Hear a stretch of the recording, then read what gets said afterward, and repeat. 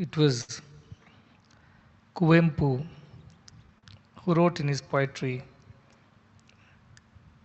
O Nanna Chetana, Aguni Aniketana, O consciousness of mine, be unbound, be free of any address and a home.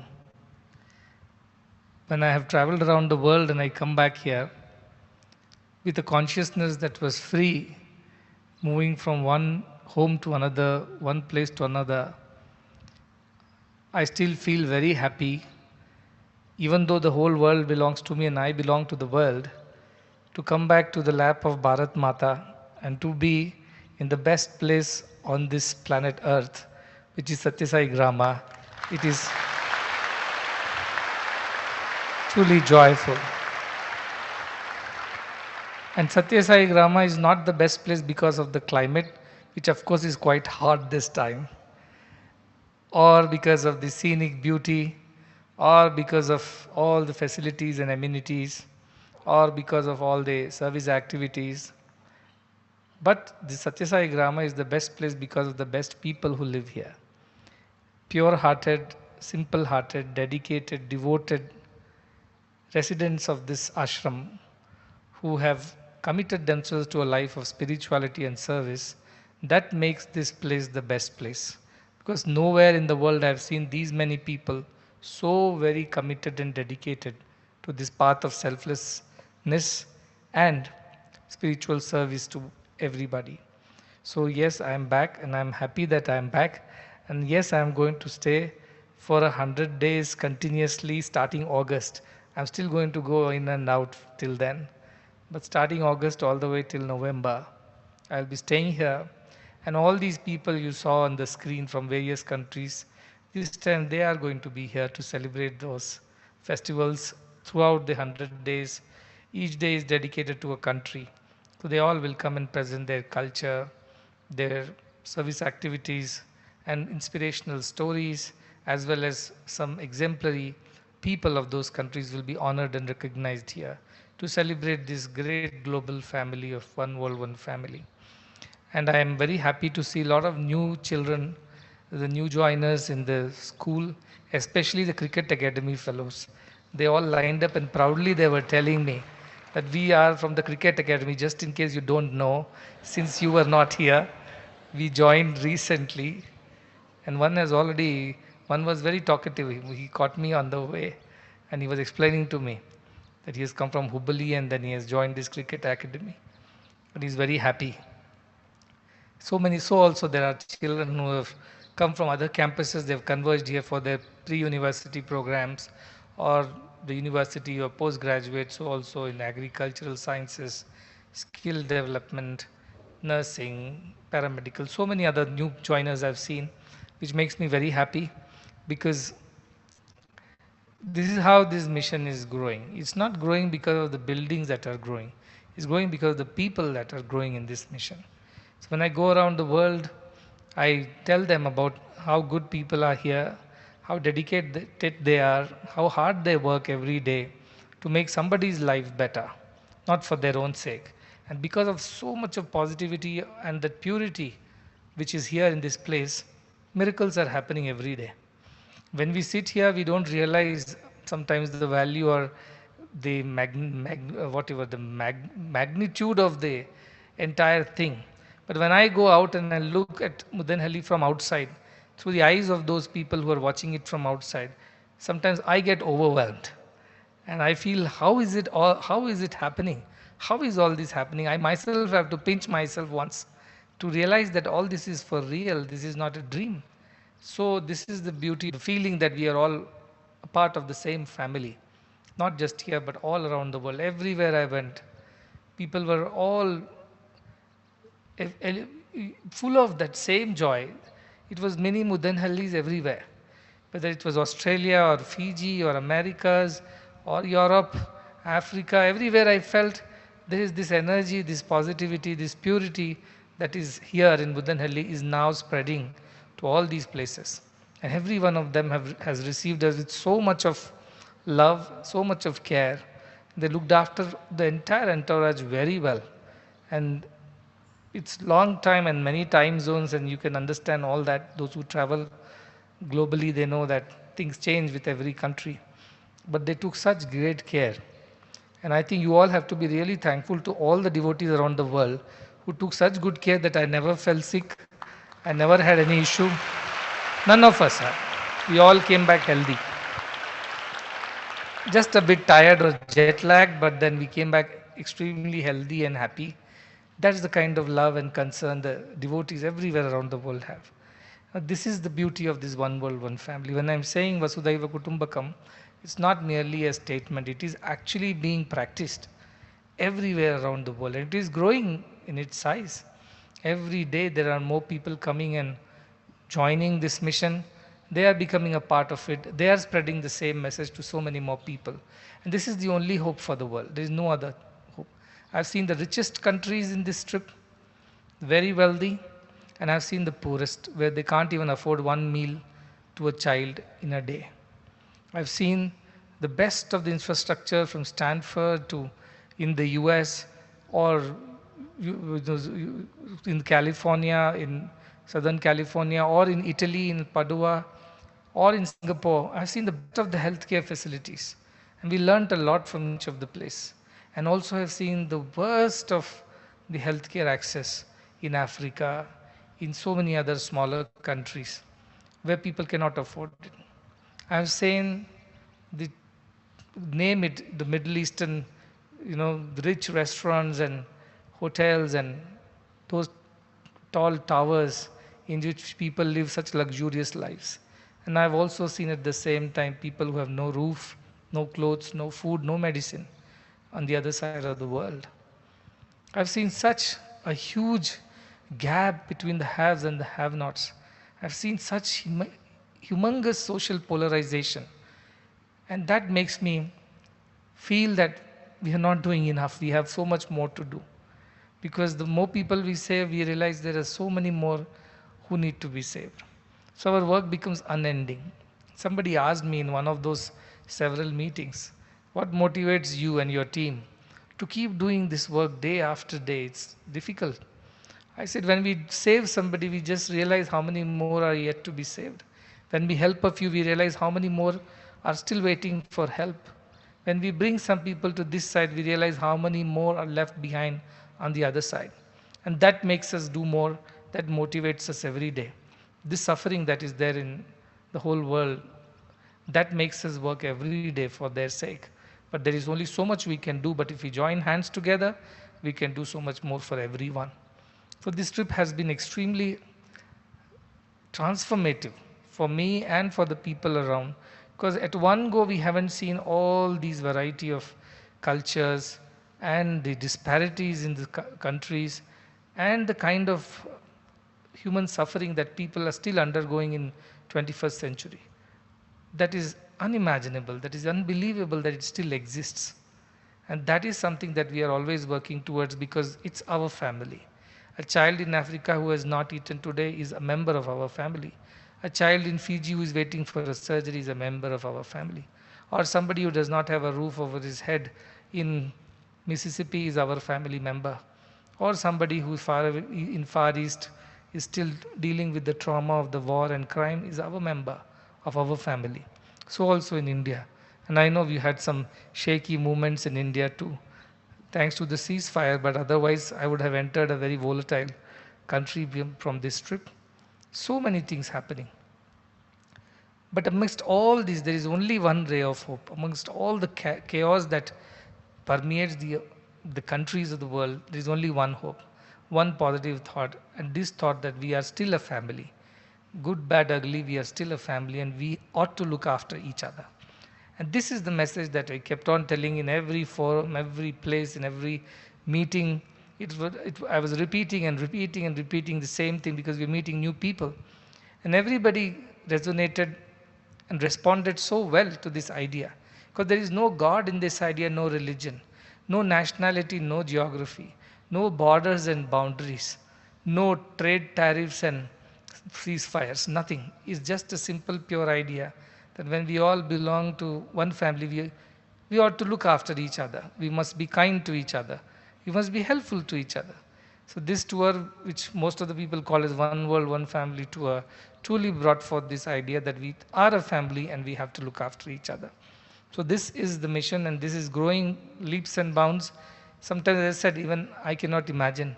When we came here, it was like Vaman Avatar, small little dwarf came with small idea and small work, and today it has grown like Trivikrama, covering the earth and the sky. Everywhere around the world, people are responding so well.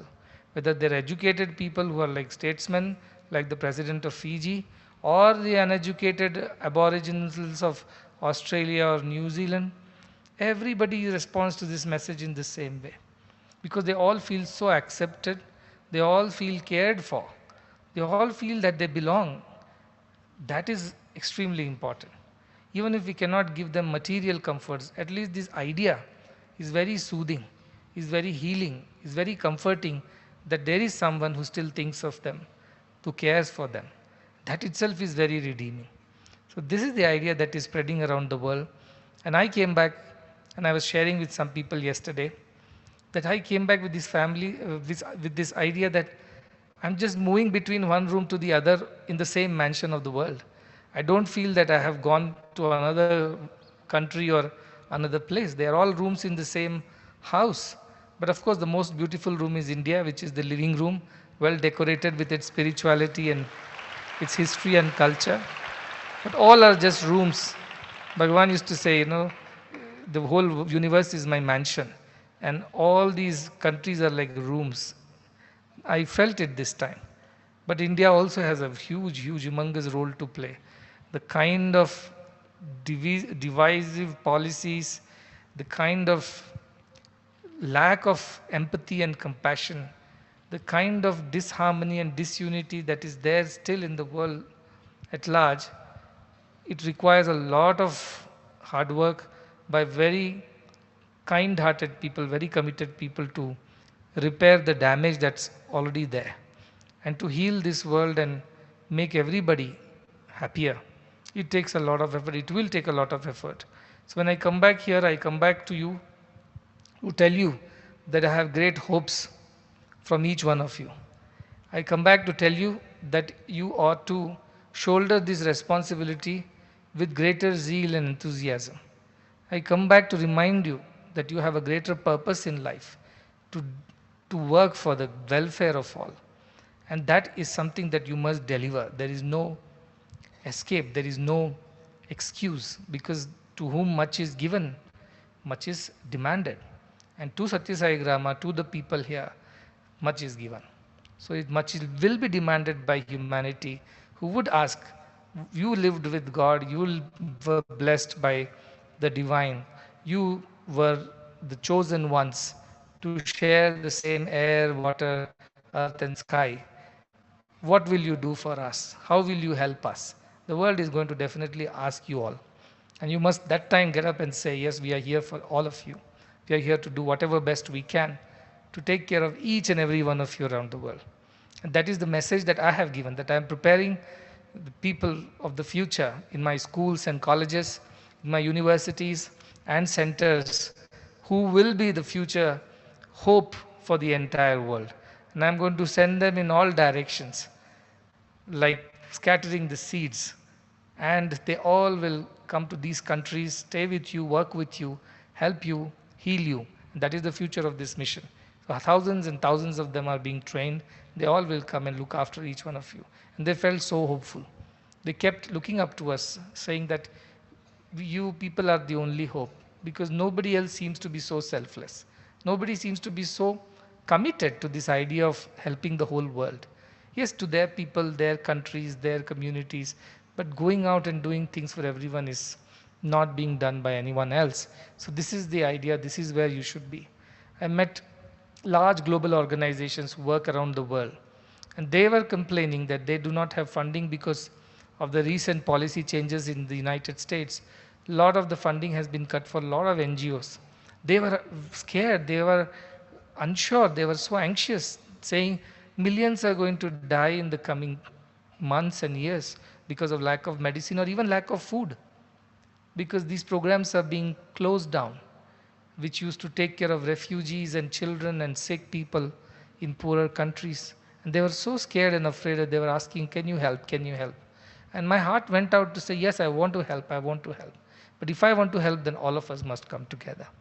And this is why I went from rich to poor countries and poor to rich countries, telling them the stories of each other, saying we all need to work for each other. We need to be more concerned and kind towards those who have less than what we have. Be a little more generous, be less greedy, be more selfless. This is the message I kept on telling the richest and the mighty and the most influential people. And I hope this message will stay with them and inspire them to do something for more people. But yes, this Satya Sai Grama is the model for the whole world. And the whole world is going to come and learn from here. I've invited presidents and prime ministers, bureaucrats and diplomats. I've invited social leaders to cultural leaders. I've invited NGOs to common philanthropists and workers, everybody to come to Satya Sai Grama during those 100 days. And they are all inspired. They all said, we want to come. We want to see if such a place really exists and all these paper or the brochures and the videos are real. We want to come and see. We want to experience. So many of them are going to come here during the second half of the year. And you all have to look after them very well. First, look after yourselves so that you people are happy, and look after all these guests who are coming from around the world. I was telling Narsimurtiji on the way that the mission has gone one level up with this one tour of the world, and with these 100th birthday celebrations, it will go to the next level. The whole globe will come here. People will come to learn and get inspired. And simple example is Fiji. When 10 years ago we went there, we just thought, how can we help Fiji? We realized children with heart diseases were dying. We started with small missions, a medical center, then built a hospital, and teens from around the world came there. And look at what it is today. The whole nation stood up to celebrate us, recognize our service, and honor us. It was so humbling to see that kind of response. And I remember this particular incident, after the formal meeting got over where the honor was done, then there is an informal meeting just outside the big hall where people can eat and drink, and they are all like socializing, meeting each other. So all the food was organized for everybody. And the president, who is quite elderly, he was sitting naturally out of courtesy, and while all our guests and everybody was having a cup of tea or some snacks there, and I was sitting next to him. It went on for 45 minutes, 50 minutes. Then I got a little worried that poor president is just sitting and he's waiting for us to finish our socializing, and maybe that is why he's waiting. I felt bad for him, and I told Sumit, please quietly tell the president that he can leave, because he need not sit till everybody finishes. It was embarrassing for me. And then Sumit took the courage to tell the president that, it's all right if you have anything else, any other program, you may proceed, while we will just finish with our this thing. You know what the president told Sumit? He said, no, I am enjoying myself, looking at all these people, so much of positivity here. I'm enjoying myself, that's why I'm sitting. He didn't get up because he saw such good people under one roof.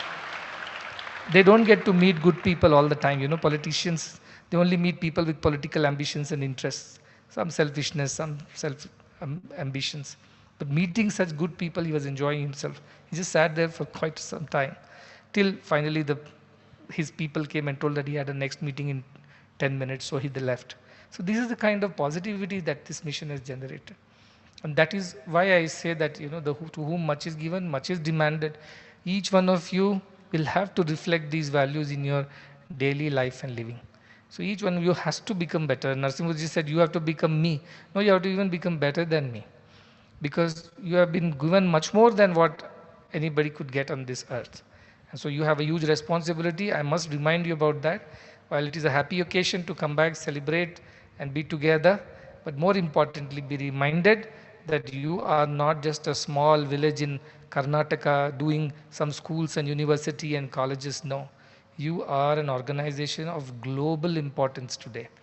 And it may be very difficult for you to extrapolate and imagine the magnitude and size and the spread of the organization. But in some time, as I said, just in the second half of this year, when you see so many people landing here from so many countries, hopefully you will understand the size of it. And also you'll understand that though I belong here, I also belong to the whole world. And the future is going to be very different from what it is now, because everyone would like to have my time and presence in their own countries, because they all feel that they need that. And I'll have to oblige, because they're also members of our family. So do be prepared for a future like that. Months of me missing from this place, but be also prepared to become like me, so that you don't miss me. You don't feel the absence, because you're always full of that spiritual, that self-sufficient joy, which does not need anything else to become joyful. That kind of spirituality alone can help you survive these long absences, because in the future there will be more absence than presence. And because the world organizations are growing, and everywhere there will be people asking for time. Particularly, I remember I went to Mexico, I just touched down, just for 2-3 hours, there was a conference and I took off from there because we were on the way again to US. I felt so bad. They were so joyful because I went there after 8 years, just for 3.5, 4 hours. They were happy and sad at the same time. They're happy that after 8 years this happened. They were sad that it was just for a few hours. So that is the kind of craving and pining and yearning these people have, because they feel so much of positivity and joy. So you will find me, as I said, more missing than being present here in the future. But it means you have to grow spiritually to not feel the absence and not feel sad or be left out or forlorn or forsaken, because you are full of that joy, that ananda, that divinity, which makes you sufficient unto yourself. Understand, for the younger ones, the kids who have just come, for them some physical presence and proximity and some interactions are necessary. But the grown-ups, especially the university students and the devotees, you have to rise to the occasion and become that divinity unto yourself, become the light unto yourself, so that you always spread that joy which I am supposed to give it to them. You pass on this to those many people, and there won't be any reason to complain then. So that's all your responsibility for the future. Having said that, I'm going to be here for some time, and I think these 100 days are going to be very enjoyable. After COVID, I think this is the first time we'll get so much time to sit and study scriptures and interact with each other for continuous period of 100 days. So be ready for such a time, but at the same time, finish all your other assignments, projects, exams and things like that, so that you have finished most of the syllabus before August. And between August and November, you can dedicate more time to learning the scriptures and enjoying the festivities. And of course, after November, you again go back to the routine and continue life as it is. But make sure that you make enough time in your physical schedule as well as in your mind and heart for those 100 days. Keep it free so that you can enjoy. And this does not apply to the projects team, because they have to continue working. They cannot enjoy these satsangs. But I promise you, all the projects team and everybody who is working hard for the entire celebrations, I will take you on a global tour next year after you are done with all this work, and I will take you to all these places and show you what's going on in every place. So that is for 2026. Sometime I will take those who have worked so hard.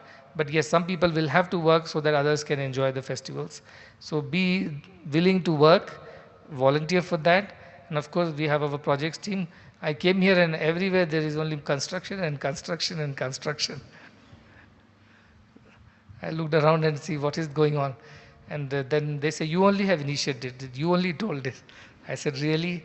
And they all are building because they have to put people in these rooms and facilities for the function. So they are all working very hard. Be kind to each other. Sometimes while working hard, we get flustered. Sometimes there are bad days. We step onto each other's toes. But be kind to each other in these very pressurizing times, and be nice to each other. That's more important. And I think this year is going to be a watershed moment for this mission and for the whole world. Let us be happy that we are this first-hand witnesses to something as glorious as this. We are getting the ringside view of the entire thing, and not just view, we are participating in it. This is not given to anybody before, may not be given to anybody later also. Somehow you all are so lucky to be here at this time, in this place, doing these things. Your fortune is immeasurable. I cannot define it in words. So be reminded of this great blessing. And I'll come back and speak again today. It's already been a long satsang. thanks to the world tour and the update. They tried to shorten it as much, but still there was so much to tell. And again, with lot of blessings to everybody, especially the new joiners. Enjoy your time here, but work hard and make sure that you make the best use of this opportunity that has come your way because of the hard work of so many people. Be always aware of it and mindful of it. A lot of blessings to you. I'll come on Sunday evening again for the satsang. So till then, be happy and lot of blessings to everyone.